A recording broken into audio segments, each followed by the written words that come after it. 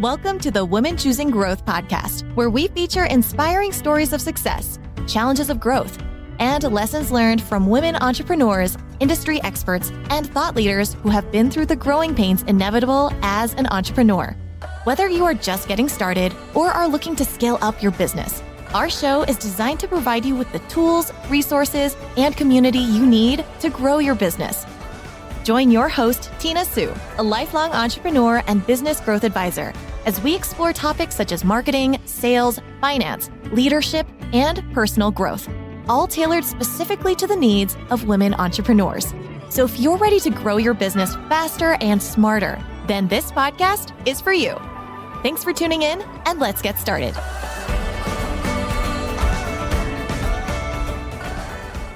Welcome back, ladies. I am so honored to have you, Julie, on the call with us today. And you have been recommended by not one, but two of my lovely ladies in my network saying, you absolutely, Tina, have to meet Julie because she is amazing. And after getting to know you and talking to you several times and listening to your book that we're going to talk about shortly, which is, I did mention listening because it is on audio. I absolutely agree that we need you to share your expertise with our listeners today. So welcome to the show, Julie. Thank you so much for having me, Tina. So I am excited to hear about your journey, for you to share your journey. I know about your journey from reading your book, but you have gone through so many major things in life that I think we can all relate to. So I'm going to have you start there, but then also want to know, your biggest lessons learned and ultimately how people can set big, gorgeous goals, because our listeners know that I'm a very goal-oriented person too. And so the more structure that we can have around setting goals and accomplishing them, which is what your expertise is helping entrepreneurs do, I think is phenomenal and fabulous. And I can't wait to dive in with you. So good. Thank you. So start out with telling us about your journey, because you do have a unique one of what threw you into entrepreneurship and this major success that you had.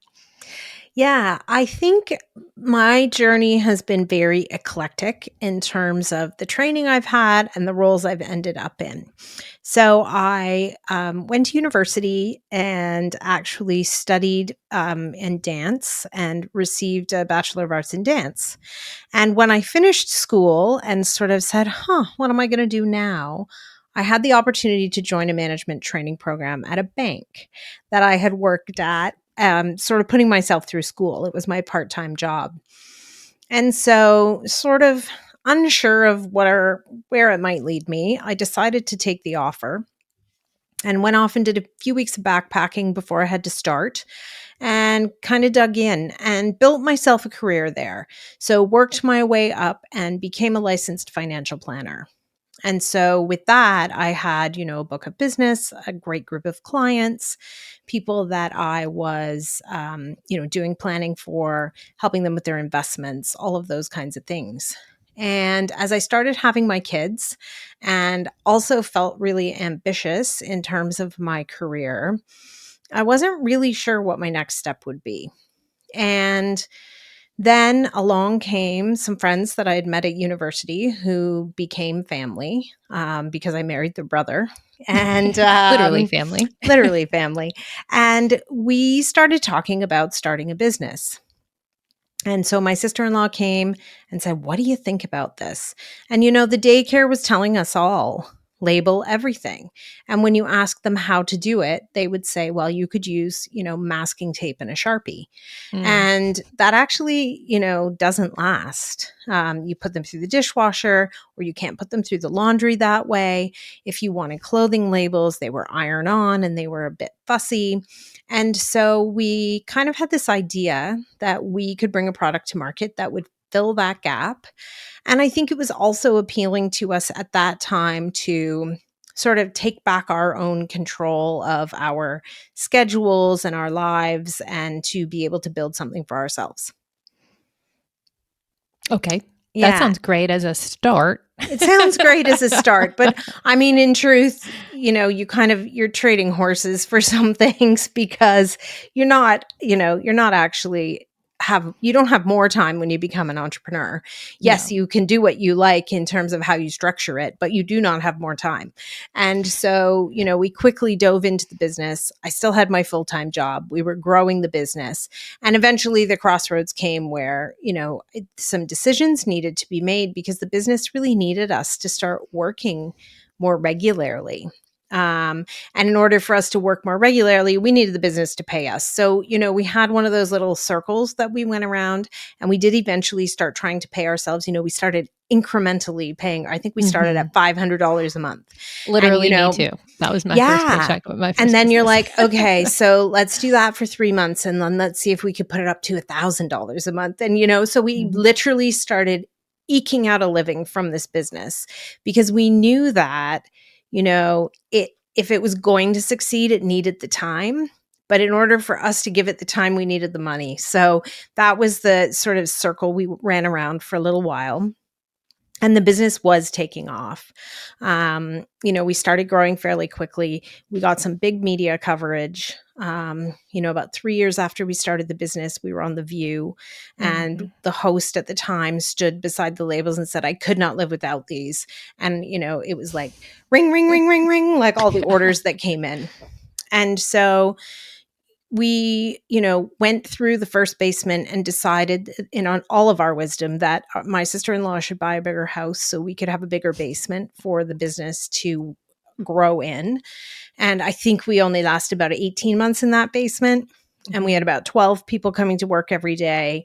And it was just no longer manageable. And so we had to go and get a commercial space.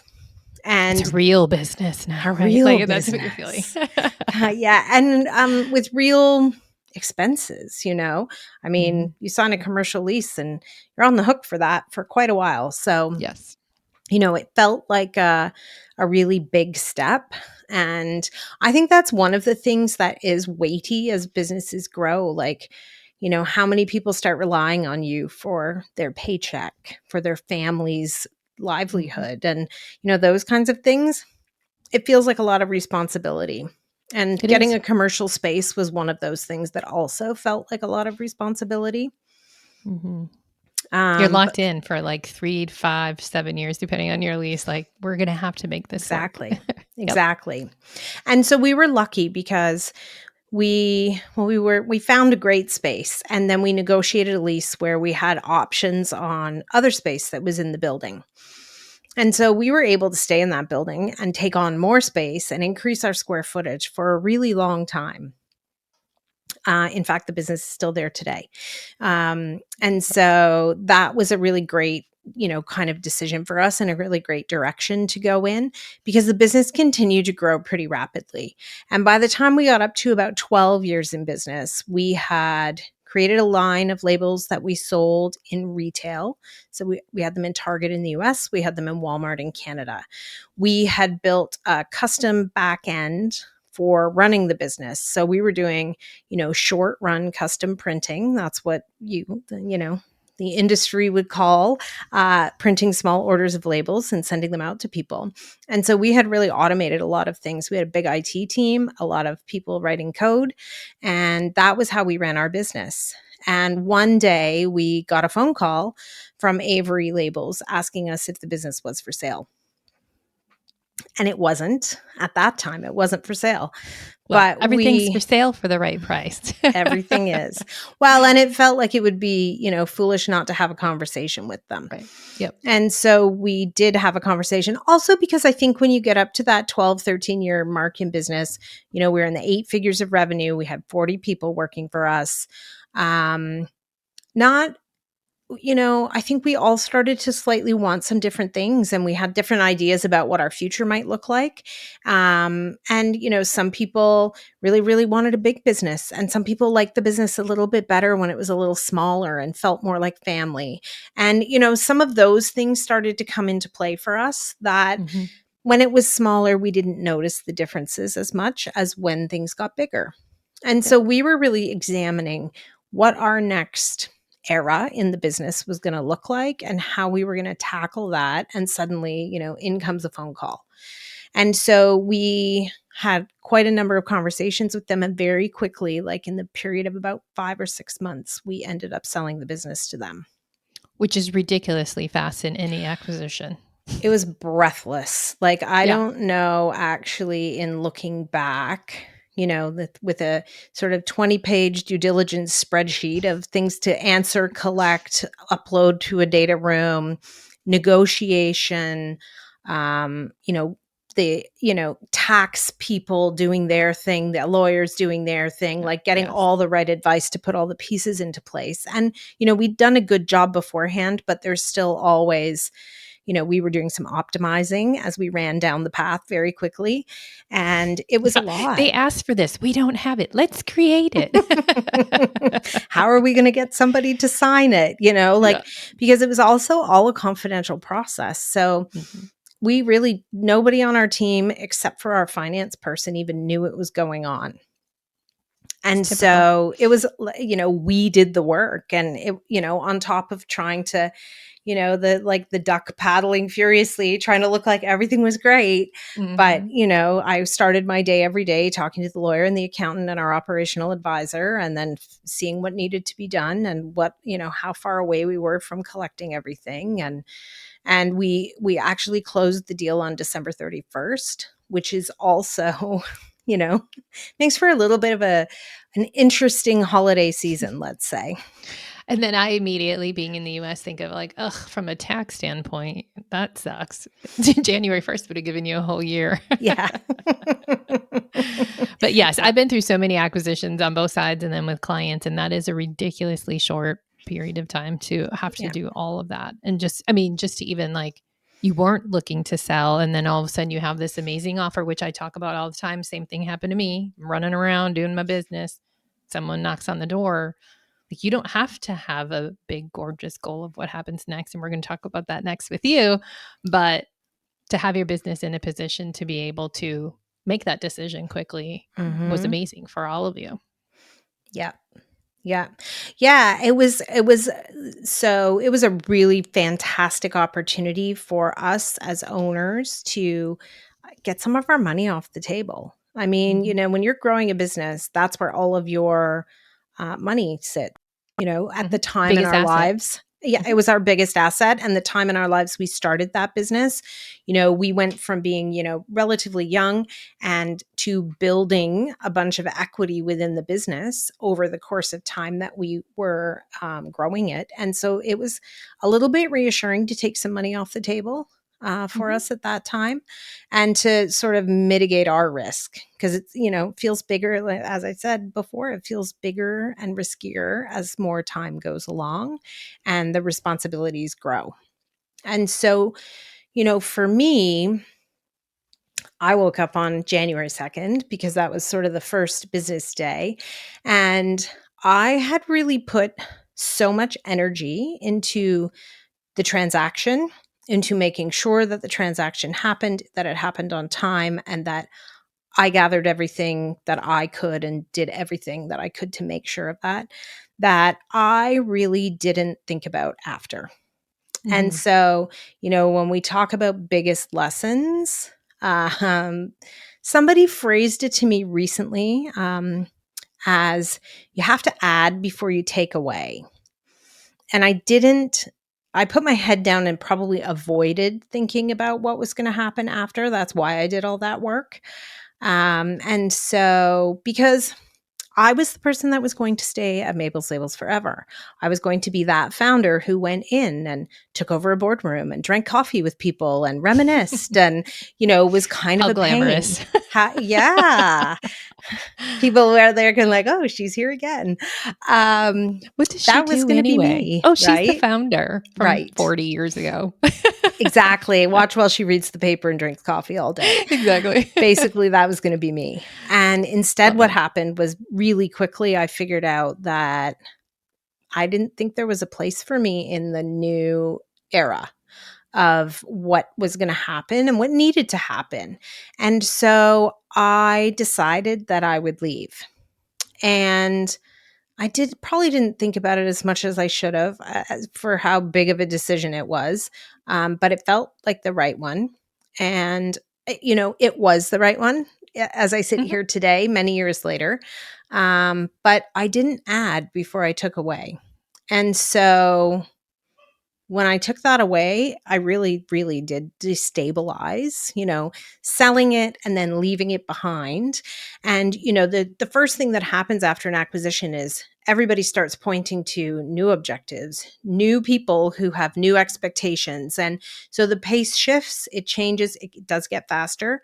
And, so it was moving away from me in a lot of ways as I then stepped back and started preparing to leave. And I really had a hard time. I think after climbing for pinnacles for so long, sitting on the plateau and not knowing what was next for me was a very, very difficult place. And Um, imagine not being able to make that decision of what's next was probably yes, because you're a goal setter, obviously. So like now you're yes. in that position, you're like, well, I just have to do what someone else tells me Hmm. is our next goal. And that's different than making the Yeah. decisions. And I was told to take some time and not, and deliberately not jump into anything. But it sort of turned into that the more time I took, the less sure I felt about doing anything. Mm. And, the more the sort of voice inside my head started talking to me about like, what if your best success is in the rearview mirror? What if you never, what if you fail at what you do next? What if you never do anything as good again? And I became kind of frozen by those thoughts. And so it took me quite some time to get moving. And I When you say talk quite some time, what are we talking? over a year. That's what I thought. Over a year. And then a mutual business acquaintance, a business friend of mine, introduced me to somebody who had a bricks and mortar retail business as well as online selling baby gear. And he was looking for somebody to come in as his chief operating officer as he swung away from the day to day for a period of time with his family. And, we had a great fit. And so I stepped in and ran that business for about a year and a half. And it was a really fantastic experience because there was a pretty good team in place. And it was really great to work with, new people and learn about something that was a little bit different than what I had done, but a lot Mhm. of what I had done applied. And it was a great experience. But what I learned then is, I didn't want to work for somebody else. Yeah. Ultimately, that was my lesson from that job. And that's where I was like, that's where it started to be like, okay, there's a theme. I don't want to work for somebody else. Here it is again. I need to figure out starting something for myself. Mhm. And so from there, I became a certified coach. So, coaching lots of entrepreneurs as well as on the corporate side. And I started really thinking about why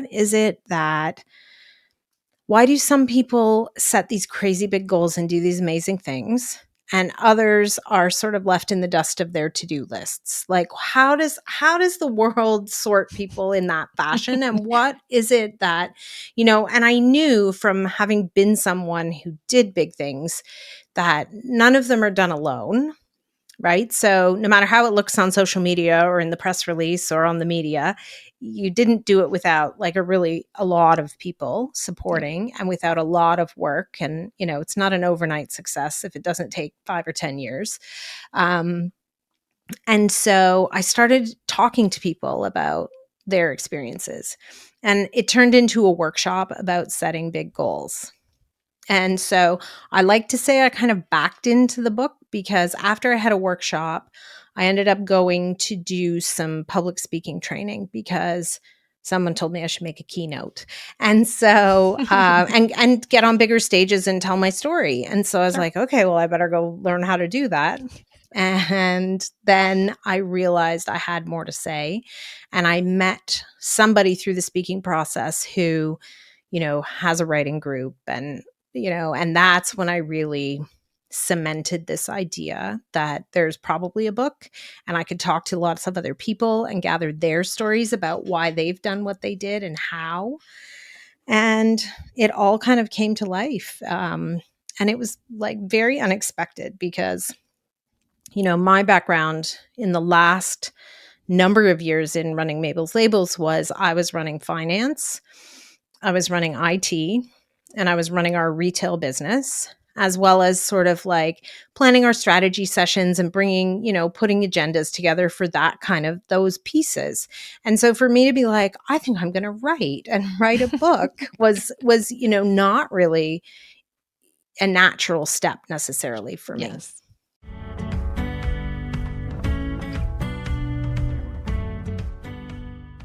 Hey, incredible women entrepreneurs. It's Tina Sue here. I know you're juggling a lot, growing your business, managing family time, and trying to find balance. Deep down, you know you're capable of so much more, but maybe fear or uncertainty is holding you back from achieving that dream business, that dream life that you deserve. That's why I created the Dream Big, Plan Bigger guide, a game changer for your business growth. This isn't just another goal-setting document. It's your personal roadmap to achieving the impossible. Imagine having a clear vision of your biggest dreams, breaking through the barriers that hold you back, and reigniting that passion that fuels your journey. This guide is your roadmap to doing just that without compromising your family time or your personal priorities. You deserve to see your business thrive and still have time for what you love. Let's take this journey together. Download your free Dream Big, Plan Bigger workbook now at tina-sue.com and start making those dreams a reality. Now, let's get back to the show. I would agree, as a more financial strategy person, to write a book. I say I'm going to too. Maybe I'm going to have to use AI because there's no way I'm sitting down and writing. I actually did. I sat down and wrote. Yeah. That'd be a hurdle for me. Yeah. Yeah. I think that's interesting. See, and so when I met AJ, who has a daily writing group, I literally went for 1 hour every day. I tried to show up 4 mornings a week, and I wrote the book in that group. It just gave me I needed the structure, the guardrails around me. And that's, I think, probably a bit of a theme for me is how can I provide myself with some structure that will help me be successful? And that is probably the premises around these big goals. Yes. Right. Yeah. So tell me more about when you're in that workshop, when you're working with people, today, tomorrow, next year, when people are struggling, or I think everyone should. I'm a big goal person. So if it's not written, we can't achieve it, in my opinion. Yeah. So how do you help people really make their goals come to life? I think there are a few components of it. But I think that, when I talk about not making your goals into to-do lists, or even not starting at a SMART goal, like the buzzy kind of people like SMART goals. But I find that if you begin with that sort of a process, what you end up with is something that's quite contained. And so it will be hard to think expansively when you're boxing everything into a small, tidy place. It gets safer that way. We'd like to measure things, and sometimes you can't measure things that you really want to achieve. And so I think it's about, creating some white space in your calendar to really figure out how you're going to dream up the biggest thing that you want. So it starts out as a sort of an unstructured process, but you do need to find time to do it. And so the time piece comes into, what are you going to say no to in order to create this space to set a really big goal? I mean, you say space, that means a quiet space. The kids aren't around. You don't have emails in front of you. This is thinking time. Yep. Are you outside? Big picture thinking. Yep. Time. Are you outside? Are you in the forest? Are you near water? I love to do big thinking on airplanes when I can sit by a window and just look at the clouds and the expansiveness of that. I always love to bring a notebook and just the ideas, jot things down. But it's we are figuring so alike. out. The last flight I had last month, I literally was using some of my notes that I took on that flight on the notes of my iPhone. Because I was doing some big picture thinking on the way back from Destin. Yeah, I think it's how do you unlock that for yourself, right? What is it that allows you to kind of get acquainted with big thinking. And I think you've got to put energy into doing it. And for me, making it something of a practice, like putting time in my calendar and, honoring the time, because it's really easy to be like, oh, I have 100 emails. No. Yeah. Right. So it's that. And it's surprising how hard it is for us to say no, whether it's to our kids, our colleagues, even ourselves, and our, squirrely, like, no, you set this time aside and this is how you're going to use it. And so I think it is making yourself a priority, but in a really specific way. And then I think, when we set these kinds of big goals, often they feel like we're sort of pushing the outer edges of what feels comfortable for us. And so we feel like, there are unknowns that we don't know how to solve necessarily, whether they're knowledge or people, connections or money, those different sorts of places where it can seem very fuzzy and unclear. And so I don't, though, think that that should stop us from setting them. It means that the first steps we take might need to clarify things. It means that as we go forward, we need to figure out how we're going to learn, connect, get the money, those kinds of things. And that could be a process that goes on for quite some time. The other thing that happens when you push the edges of what's comfortable is, the little voice inside your head gets started. Mm-hmm. And that's sort of, I think, it's a hard one because we all know it. We all know it's there. So it's figuring out how to manage it. And for me, like when I talk about being stuck on that plateau, one of the things that really helped me was the idea of being a scientist. And so, because science is about experimenting, experiments are about failure. And Mm-hmm. so I could be like, oh, I'm going to be a scientist. I'm treating this like an experiment and I'm going to learn whether this will work. And if it won't work, I'm going to dust it up and I'm going to try again. And so it really helped me. Right. And it helped me quiet that voice, that pressure that was telling me that I couldn't do what I wanted to do. Okay. Question for you. Mm-hmm. I'm a very goal-oriented person. You are naturally. I didn't know that 10, 15 years ago. What about the people who are listening and shaking their head? Like they just struggle with goal setting for whatever reason. I imagine you've worked with people like this. So what is your advice for people who are like, I'm just not a goal setter? I think you have to get to thinking about what you really want, or thinking about, what you have wanted that has not happened for you, because we all also have goals that we sort of leave at the side of the road as we make our way, right? And sometimes being like, why didn't I ever do that? What happened with that? Sometimes it's I still actually want that and I should give it another go. Sometimes there's more of a why, why didn't that happen?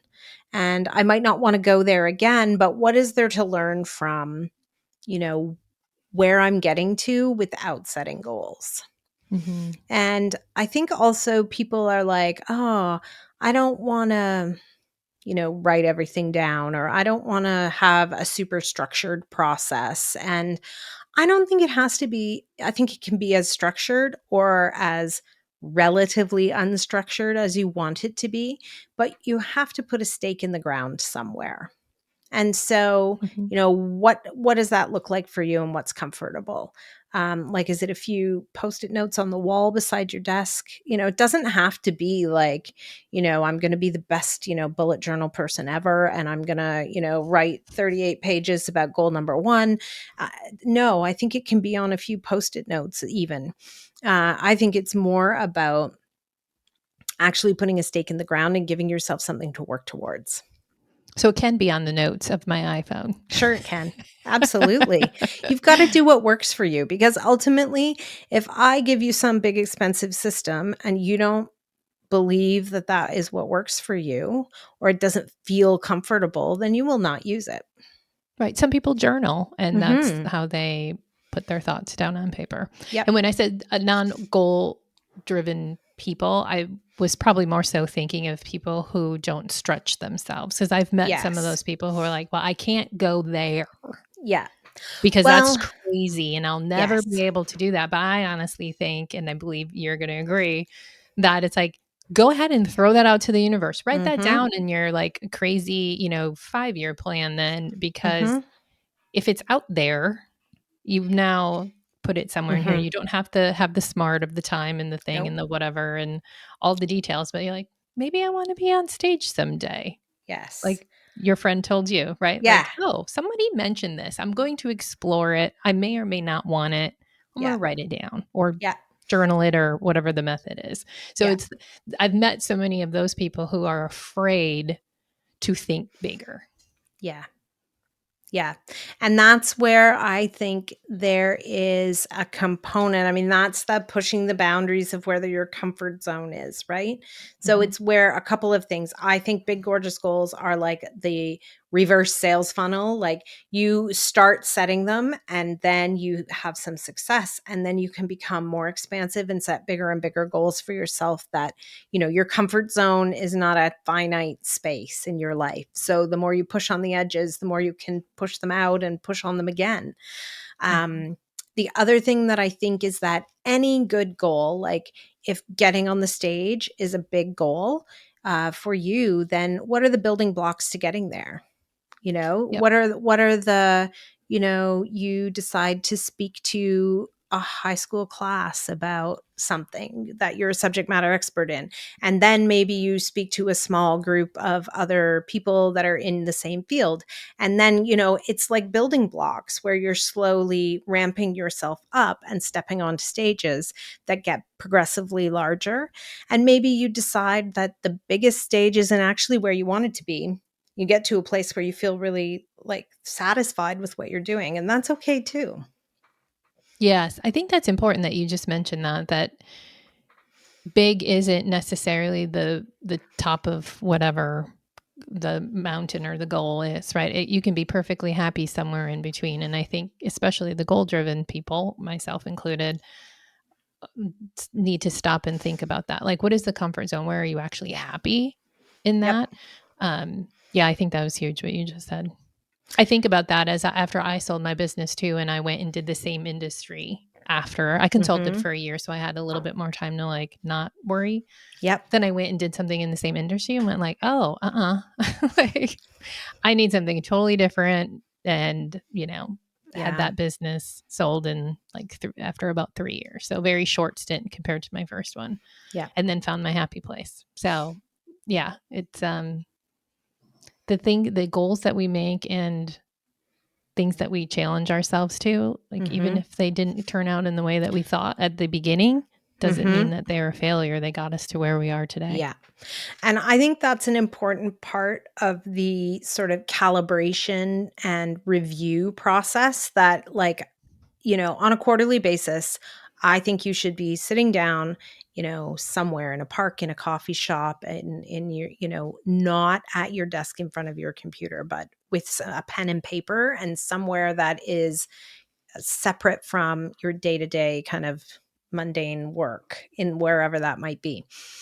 And that you evaluate. So I said, I wanted to be on the big stage. I didn't know how I would get there. I had a gig speaking to, kids at the local high school who are interested in the area that I do work in. How did that go? Okay. Is the goal still the big stage? I'm not sure.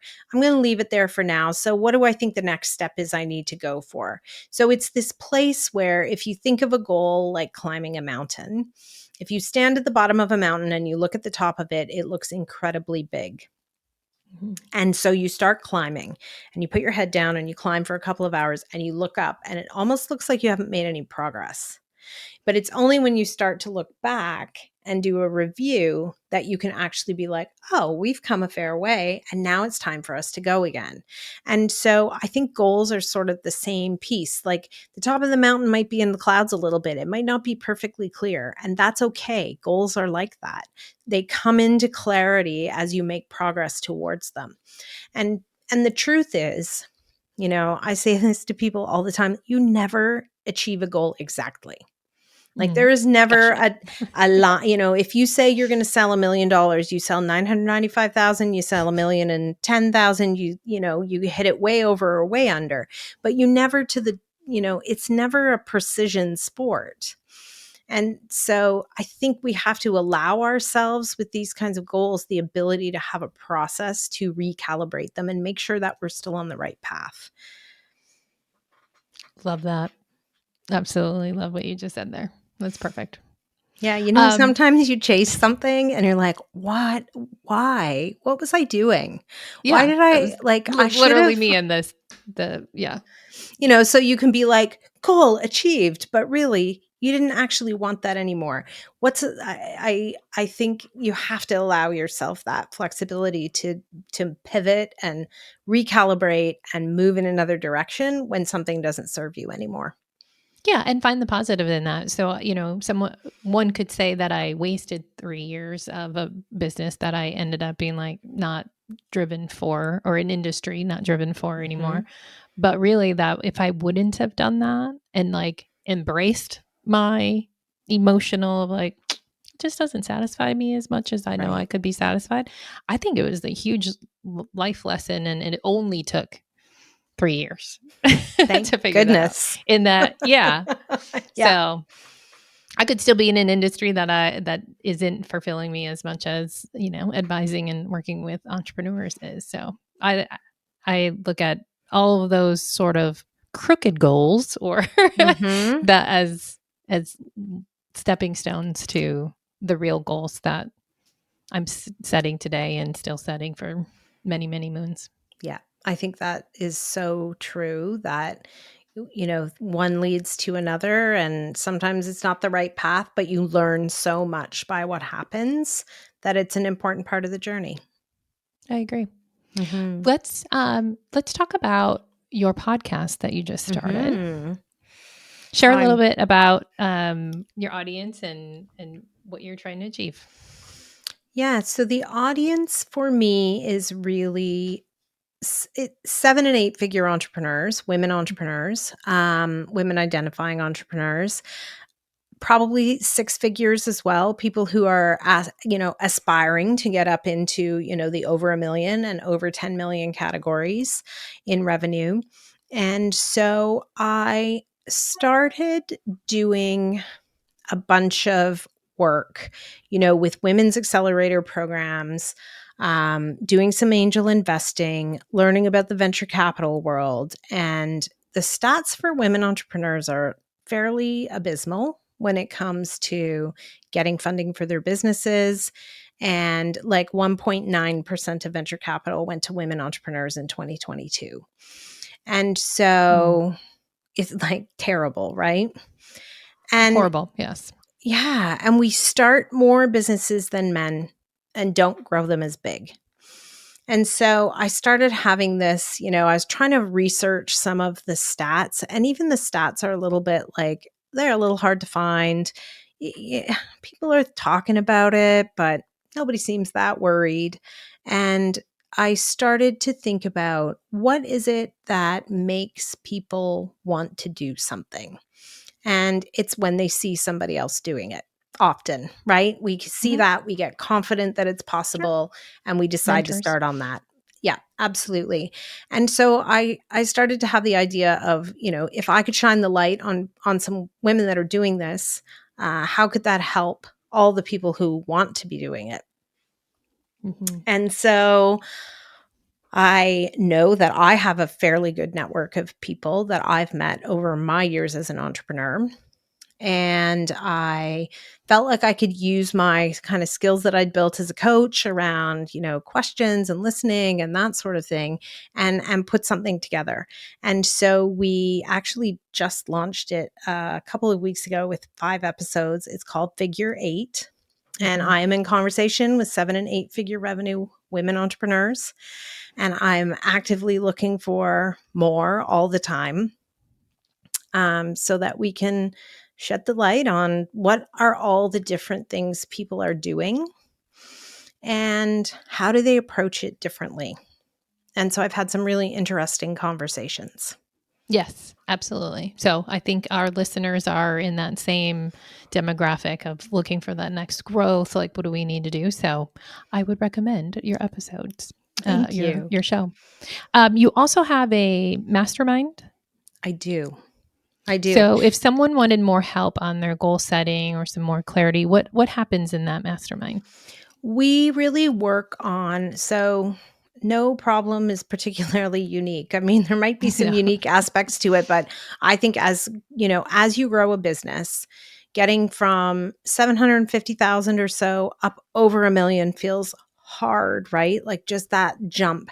And then you feel like you hit the million and you've got it kind of going on. Like you've built some processes, you've hired some people, and you can get yourself up to 2 or 3 million before you hit another wall. And so then there could be a couple of other spots getting to 10 that become difficult. But I sort of was thinking about like the best ways that I have learned and the best ways that I have navigated the problems are by talking to people, my peers, about how to tackle the problems. And, so often someone's like, oh, that happened to me last year, and here's how I dealt with it. And although their business might be quite different, there's quite a lot that can be taken from their experience and extrapolated to what I need to do.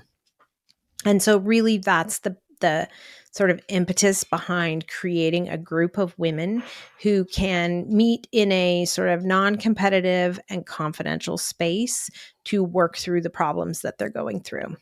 The other thing I think that happens as you go through the sevens, like when you have that founding team, it's often very collaborative and you're problem solving together and everybody's pulling for the company to really grow and for you to start to build something meaningful. But somewhere in the 7 figures of revenue, you cross this little bridge that you don't even know is coming, where you feel like you have to know before you go to the team. You feel like that leader in you has to change. Mm-hmm. And that's the time when finding a group of people in a confidential setting for a mastermind can really help, because you can form up your ideas before you're going back to the team and having those conversations.